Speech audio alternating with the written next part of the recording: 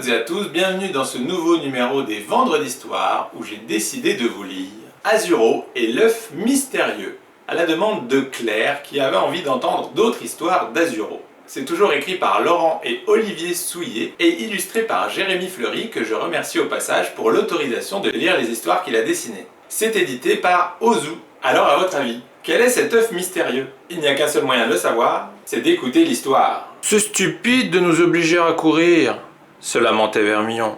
On a des ailes. Le sport, c'est excellent pour la santé, rétorqua Horia avec un sourire. Vu ce que tu as englouti au petit déjeuner, c'est normal que tu n'avances pas, plaisanta Azuro.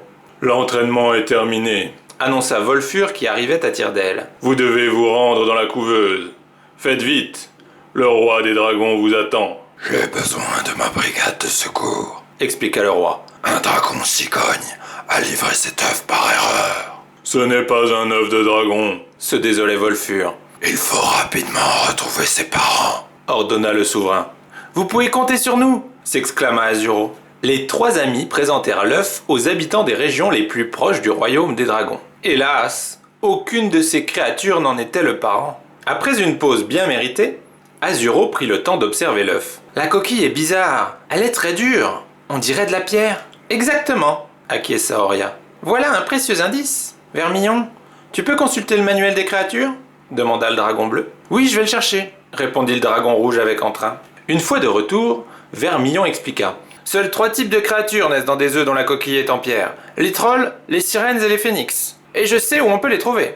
Commençons par les trolls, proposa Azuro. Après un court trajet, Vermillon annonça. Voici la carrière où vivent les trolls. Ils se cachent sous terre. Une seule galerie permet d'accéder à leur royaume. Toutes les autres conduisent à des impasses. Mais j'ignore laquelle est la bonne.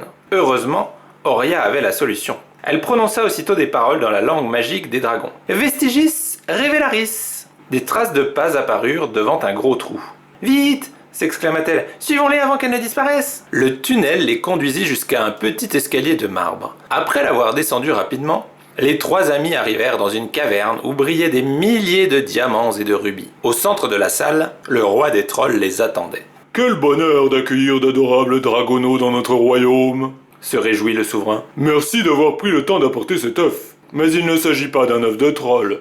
Il est trop petit. Nous sommes désolés de vous avoir importuné, votre majesté, s'excusa Azuro. Oh, vous êtes si choux, mes petits, déclara le roi. J'espère que vous nous ferez l'amitié de partager un délicieux jus de calcaire avant de partir. Alors qu'il venait de quitter la carrière, Vermillon crachait flamèche sur flamèche.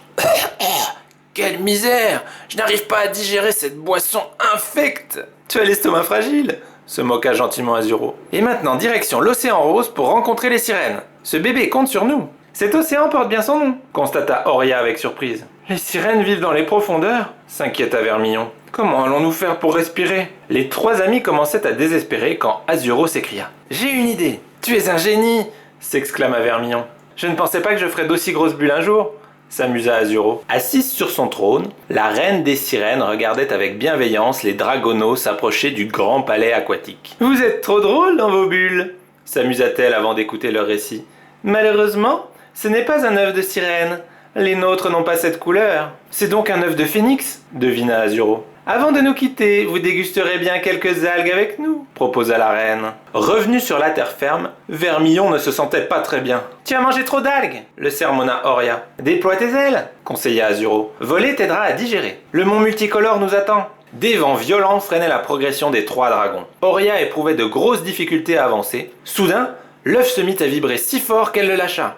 « Il faut le rattraper !» hurla Azuro. Les dragonaux plongèrent en piqué. Malgré tous leurs efforts, ils n'arrivaient pas à atteindre l'œuf. Ils risquaient de percuter le sol. À moins d'1 mètre du sol, l'œuf se figea, suspendu dans les airs comme par magie. Il scintilla un instant et finit par exploser. Apparut alors un magnifique oiseau aux ailes semblables à des flammes. « Je n'ai jamais rien vu d'aussi beau !» s'émerveilla Horia. Grâce au dragonneau, le petit phénix retrouva sa famille et s'endormit dans un nid tout doux. Ses parents remercièrent les trois amis et leur offrirent une de leurs plumes. « Vous n'avez pas idée du cadeau qu'ils viennent de nous faire !» révéla Vermillon. « Je la conserve précieusement. Elle pourra nous être utile. » Bravo les enfants, les félicita le roi.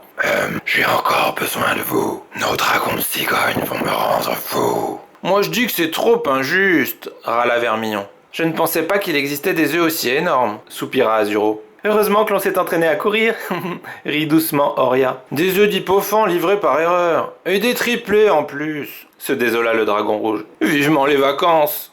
Fin. Alors, ça vous a plu? Vous avez vu, il leur est arrivé de sacrées aventures à Azuro, Vermillon et Oria. Ils ont dû visiter toutes les régions proches du royaume des dragons avant de retrouver les parents de l'œuf qui se trouve à être un petit phénix. Donc le phénix, tout comme les autres créatures qu'on a vues dans ce livre, appartiennent toutes à la mythologie. Donc ce sont des créatures qu'on ne voit pas quand on va se balader en forêt par exemple. Heureusement que la brigade de secours était là, et visiblement ils n'ont pas fini de livrer des œufs dans d'autres royaumes, vu que les dragons cigognes n'arrêtent pas de faire des bêtises. En tout cas voilà, sur ces bonnes paroles, il ne me reste plus qu'à vous souhaiter une excellente journée, un excellent week-end, et je vous dis à la semaine prochaine pour une nouvelle Vendredi Histoire. Salut!